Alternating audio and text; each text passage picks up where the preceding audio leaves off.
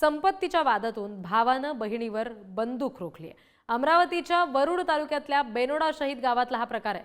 संपत्तीच्या वादातून भावानं बंदुकीचा धाक दाखवत बहिणीला धमकावलंय। सेवानिवृत्त आर्मी जवान असलेल्या भावानं हा प्रताप केलाय। पोलिसांसमोरच त्यानं ही बंदूक दाखवल्याचं कळतंय आणि पोलिसांनी मात्र यावेळी केवळ बघ्याची भूमिका घेतली। ही दृश्य सध्या आपण पाहतोय।